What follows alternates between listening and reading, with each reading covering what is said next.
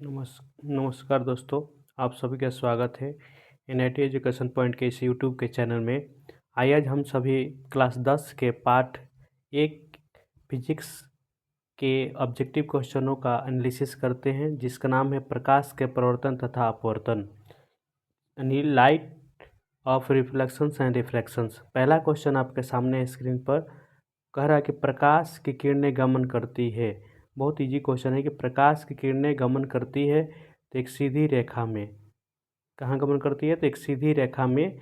आपका राइट जवाब हो जाएगा ऑप्शन नंबर ए। चलिए दूसरा क्वेश्चन आपके सामने है कि प्रकाश का वेग न्यूनतम होता है। तो प्रकाश का वेग न्यूनतम किस में होता है, तो आपका राइट जवाब हो जाएगा कांच में। और आपको बताना है कि निर्वात में प्रकाश की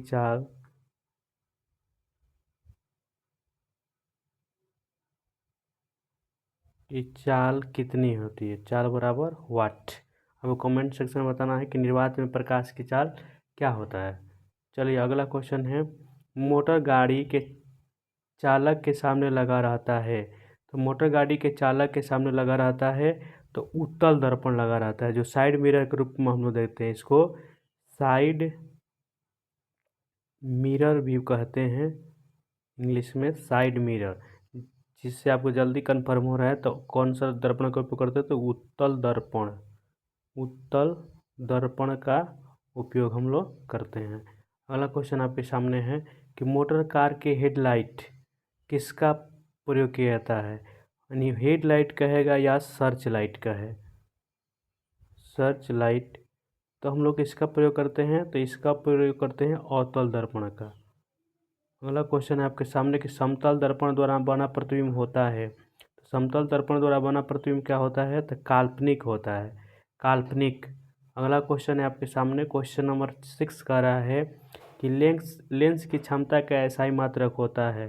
तो लेंस का क्षमता का एसआई मात्रक होता है डाईऑप्टर, जिसे हम लोग डी से सूचित करते हैं, डी बराबर 1/p। अगला क्वेश्चन आपके सामने, आपको ये भी बताना है कि स्ट्रांग किसका एसआई मात्रक है, यानी स्ट्रांग किसका एसआई मात्रक है और एक स्ट्रांग बराबर कितना होता है। ल्यूमेन किसका एसआई मात्रक है, ये दोनों आपको कमेंट सेक्शन में बताना है। और इसका आपका जो बताया हम आपको राइट जवाब हो जाएगा डाईऑप्टर। अगला क्वेश्चन है आपके सामने, प्रकाश की किरणों के पथ को दर्शाने चित्र को कहा जाता है, जिसको कहते हैं लोग किरण आरेख। अगला क्वेश्चन है आपके सामने, 2D क्षमता वाले लेंस की फोकस अंतर क्या होगी। तो 2D लेंस की फोकस मांग रहा है, तो 2D का हो जाएगा आपका 100/2, यानी हो जाएगा आपका 50। क्या हो जाएगा आपका ऑप्शन 50, यानी राइट जवाब हो जाएगा डी।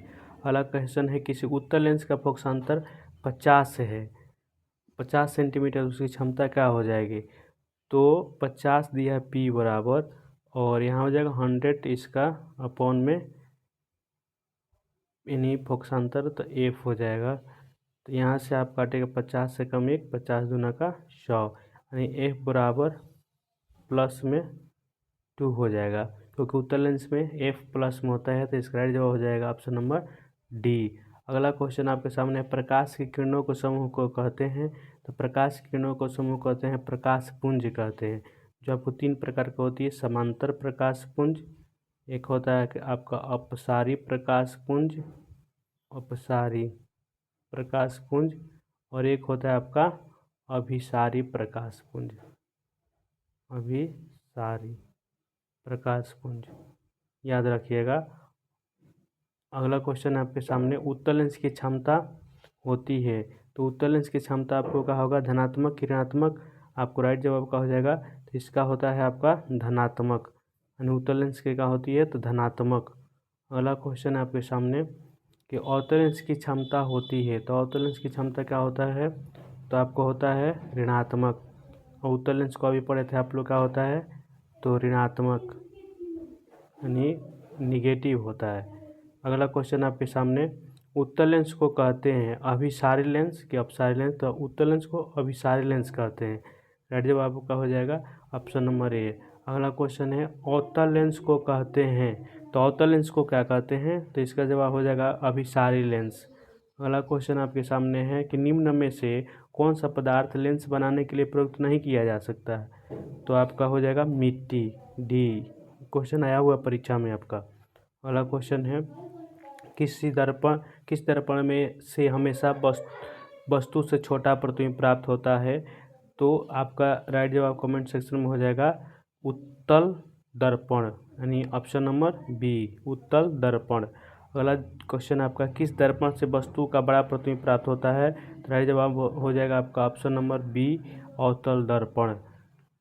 अगला क्वेश्चन प्रकाश के परावर्तन कितने नियम होते हैं? तो प्रकाश के परावर्तन के 2 नियम होते हैं। आपको दोनों नियम कमेंट सेक्शन में बताना है। प्रकाश के परावर्तन के 2 नियम आपको बताना है, कौन कौन से होते हैं कमेंट सेक्शन में। चलिए अगला क्वेश्चन है आपका, जब प्रकाश की किरण हवा से कांच में प्रवेश करती है तो मुड़ जाती है? तो इसका जवाब हो जाएगा अभिलंब से निकट के अभिलंब से दूर। तो इसका जवाब हो जाएगा आपका अभिलंब के निकट, यानी ऑप्शन नंबर बी इसका राइट जवाब हो जाएगा। अगला क्वेश्चन आपके सामने, फोटोग्राफी कैमरा का विदृश्यक होता है? तो ये आपका होता है उत्तल लेंस का, उत्तल लेंस का। अगला याद कीजिएगा, साइड मिरर के रूप में उपयोग करते हैं, साइड अभी बताया था आपका, तो उत्तल दर्पण का उपयोग करते हैं। साइड मिरर में आपका उत्तल दर्पण, और सर्च लाइट में अवतल दर्पण। ठीक है, अवतल दर्पण। अगला क्वेश्चन आपके क्वेश्चन नंबर 1, अवतल दर्पण की फोकस दूरी 10 सेंटीमीटर है तो उसकी वक्रता त्रिज्या क्या होगी? तो इसका राइट जवाब हो जाएगा 20 सेंटीमीटर, 20 सेंटीमीटर, यानी वक्रता कह रहा है तो R बराबर 2F होता है, ये भी देख लीजिए। तो R बराबर 2 × 10 आपको हो जाएगा नहीं 20 सेंटीमीटर। चलिए अगला क्वेश्चन है आपका कि निर्गत किरण एवं अभिलंब के बीच को कोण को क्या कहते हैं? तो निर्गत किरण और अभिलंब के बीच को क्या कहते हैं? तो निर्गत कोण कहते हैं। अगला क्वेश्चन है कि सरल सूक्ष्मदर्शी में किसका उपयोग होता है? तो सरल सूक्ष्मदर्शी में किसका उपयोग होता है? तो उत्तल लेंस का उपयोग होता है, क्योंकि वस्तुओं को अभिसरित करने के लिए किसी लेंस के द्वारा सिर्फ काल्पनिक प्रतिबिंब बनता है। किस लेंस के द्वारा सिर्फ काल्पनिक प्रतिबिंब बनता है? तो अवतल, सिर्फ लगा होगा तो अवतल लेंस होगा। अगला क्वेश्चन है, प्रवर्तन के नियम से आधारित होता है? तो प्रवर्तन के आधार आपतन कोण प्रवर्तन कोण के बराबर होता है। ये तो बहुत इजी क्वेश्चन है। ऑप्शन नंबर बी, आपतन कोण प्रवर्तन कोण I बराबर कोण R होता है। आपतन कोण प्रवर्तन कोण के बराबर होता है। काल्पनिक प्रतिबिंब होता है, काल्पनिक प्रतिबिंब होता है हमेशा सीधा, यानी सीधा बनता है, ये सीधा बनता है। अगला क्वेश्चन है आपका कि लेंस में मुख्य फोकस की संख्या होती है? तो लेंस में मुख्य फोकस की संख्या कितनी होती है? 2। कितनी होती है? 2। अगला क्वेश्चन है क्वेश्चन नंबर 29, सर्च लाइट का प्रत्यक्ष सतह होता है? सर्च लाइट का प्रत्यक्ष सतह होता है तो अवतल दर्पण का। घुमाकर यही क्वेश्चन फिर लाया, तो अवतल दर्पण का। अगला क्वेश्चन, दाढ़ी बनाने में कौन सा दर्पण का प्रयोग करते हैं? तो इसमें भी अवतल दर्पण का प्रयोग करते हैं। अगला क्वेश्चन है, उत्तल लेंस की क्षमता 1 डायऑप्टर है तो उसकी फोकस दूरी होगी? उत्तल लेंस की क्षमता 1 डायऑप्टर है। उत्तल लेंस का आपका क्षमता दिया है, उत्तल लेंस की क्षमता आपको कितना दिया है? 1 डायऑप्टर, 1D दिया है। तो 1D बराबर 100 सेंटीमीटर में हो जाएगा। अब आपको देखना प्लस में होता है कि माइनस में, तो आपका राइट जवाब का हो जाएगा प्लस में, यानी अवतल दर्पण में अभी बताए थे आपको उत्तल दर्पण में कि प्लस में होता है। अगला क्वेश्चन है आपका, किसी गोलीय दर्पण तथा किसी पतले गोलीय लेंस दोनों की फोकस दूरियां 15 सेंटीमीटर है, तो दर्पण तथा लेंस संभवतः होगा तो 15 सेंटीमीटर दोनों अवतल लेंस होगा। आपका राइट जवाब का हो जाएगा ऑप्शन नंबर ए, ऑप्शन नंबर ए आपका राइट जवाब हो जाएगा। अगला क्वेश्चन है, प्रकाश के अपवर्तन के कितने नियम होते हैं? तो परावर्तन और अपवर्तन दोनों के 2 नियम होते हैं। अगला क्वेश्चन है, यानी प्रकाश के अपवर्तन के दूसरे नियम को आपका स्नेल का नियम कहते हैं, याद रखिएगा। स्नेल के साइन I बराबर साइन आर होता है। अगला क्वेश्चन है, किसी माध्यम का पूर्णांक का मान होता है। किसी साइन आई बराबर साइन आर, अभी बताए थे, साइन आई अपॉन में हो जाएगा साइन आर। माध्यम का पूर्णांक पूछ रहा है तो sine I upon sine R, option number A. अगला क्वेश्चन है, एक उत्तल लेंस होता है। एक उत्तल लेंस क्या होता है तो आपको बताना है कमेंट सेक्शन में। तो एक उत्तल लेंस होता है तो किनारे के अपेक्षा बीच में मोटा होता है। किनारे के अपेक्षा बीच में मोटा होता है, ऑप्शन नंबर सी। अगला क्वेश्चन है, अवतल लेंस का आवर्धन m बराबर होता है। तो अवतल लेंस का आवर्धन m बराबर होता है v बटा में u, ऑप्शन नंबर डी आपका राइट जवाब हो जाएगा। यानी m बराबर v अपॉन में u, प्रतिबिंब की ऊंचाई बटा वस्तुबिंब की ऊंचाई होता है आवर्धन बराबर। अगला है, गोलीय दर्पण में फोकसांतर एवं वक्रता त्रिज्या के बीच होता है। गोलीय दर्पण फोकसांतर और तो r बराबर यानी r बराबर 2f होता है। यानी त्रिज्या फोकस की दुगुनी होती है और फोकस त्रिज्या की आधी होती है। अगला क्वेश्चन है आपका, सोलर कुकर में प्रयोग किया जाता है। तो सोलर कुकर में अवतल दर्पण का प्रयोग किया जाता है, याद रखिएगा, और देख सकते हैं भी आप। अगला क्वेश्चन, उत्तल लेंस में बना प्रतिबिंब होता है। उत्तल लेंस से बना प्रतिबिंब क्या होता है तो उत्तल लेंस से बना प्रतिबिंब आपका वास्तविक उल्टा और उल्टा होता है कि काल्पनिक होता है। तो इसमें हो जाएगा वास्तविक और उल्टा होता है, ऑप्शन नंबर बी आपका राइट जवाब हो जाएगा, ऑप्शन नंबर बी। अगला क्वेश्चन है, उत्तल लेंस में जब बिंब f और 2f के बीच रखा जाता है तो प्रतिबिंब बनता है। यानी बिंब को कह रहा है कि f और 2f तो बड़ा और वास्तविक बनेगा।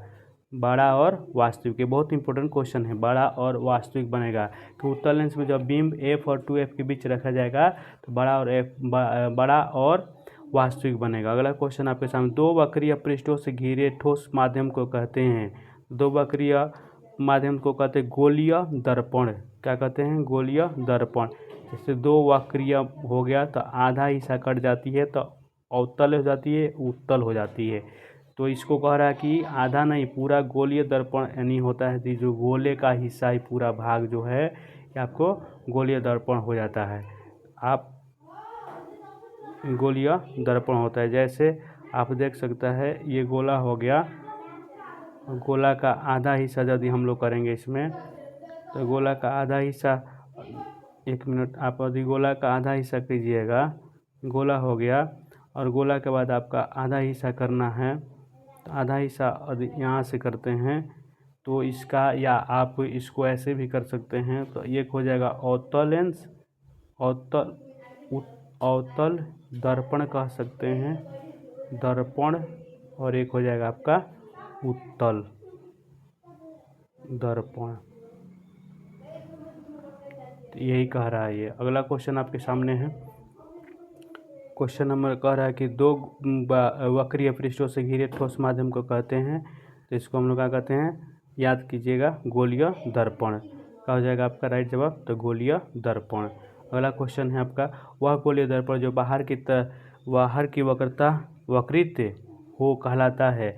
बाहर से जो वक्रित होता है उत्तल कहलाता है। अभी आपको बताए थे बाहर से वक्रित होगा उत्तल कहलाएगा। जैसे अभी आपको बताए नहीं थे, तो एक आपको ये गोला हो गया और गोले के एक हिस्से यदि आपको दिखाई दे रहा हो तो यहाँ से देख सकते हैं कि एक हिस्से को हम क्या करेंगे, एक हिस्से यहाँ से हटा देंगे यदि, तो इसमें जो बाहरी जो वक्र किया हुआ भाग है ये आपको क्या कहलाएगा, तो उत्तल कहलाएगा। इसी भाग को यदि हम इधर से करें, इधर वाले हिस्से से कर दे रहे हैं, जैसे आपको इधर वाले हिस्से से कर दिया जाए तो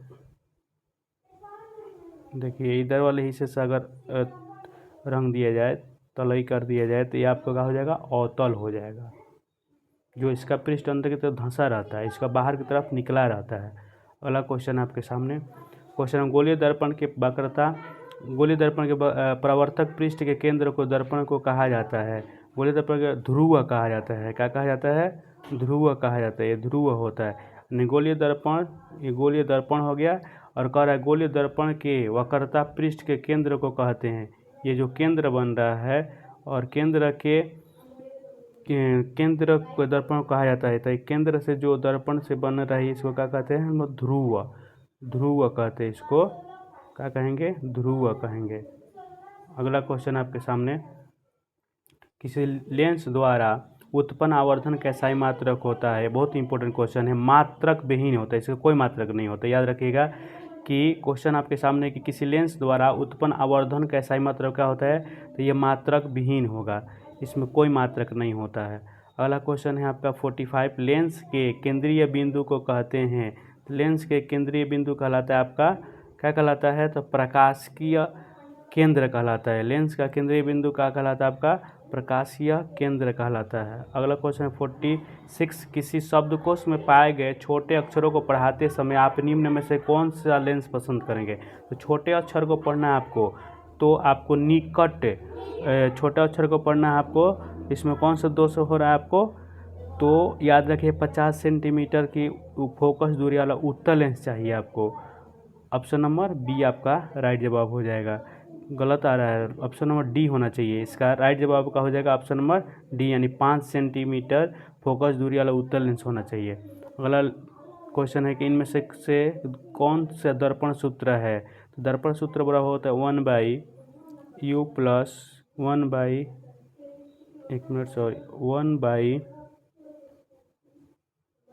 प्लस 1/u बराबर 1/f होता है दर्पण सूत्र। तो इसका राइट जवाब आपके कमेंट सेक्शन में क्या हो जाएगा, ऑप्शन नंबर ए आपका स्क्रीन पर देख रहा है, इस टाइप का कौन सा है, तो ऑप्शन नंबर ए। अगला क्वेश्चन आपका, गोलीय दर्पण का वक्रता केंद्र को किस अक्ष से निरूपित किया जाता है। तो किससे निरूपित करते हैं, तो हम लोग सी से, प्रधान अक्ष यानी सी से निरूपित करते हैं, सेंटर से। अगला क्वेश्चन है, निर्वात में प्रकाश की चाल होती है, यहाँ छाल लिखा गया है मिस प्रिंट से, तो इसको थोड़ा सा सही कर लेते हैं हम लोग, ये चाल होगा, आपको निर्वात में प्रकाश की चाल होता है, ठीक है, थोड़ा सा निर्वात में प्रकाश की चाल आपको अभी बताए थे 3 × 10 के पावर 8 मीटर प्रति सेकंड होता है, यानी ऑप्शन नंबर ए हो जाएगा, 3 × 10 के पावर 8 मीटर प्रति सेकंड आपका होता है निर्वात में प्रकाश की चाल। अगला क्वेश्चन है कि दंत विशेषज्ञ मरीज के दांतों का बड़ा प्रतिबिंब देखने के लिए किस दर्पण का उपयोग करते हैं।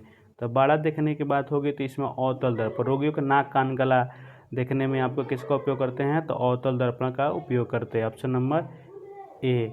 चलिए आज के 50 क्वेश्चन रहते हैं, अगला एपिसोड में फिर मिलेंगे, तब तक के लिए धन्यवाद। चैनल को लाइक सब्सक्राइब शेयर ज़रूर करें और वीडियो कैसी लगी कमेंट सेक्शन में ज़रूर बताइए। चलिए थैंक यू, आपका सबका मंगलमय हो।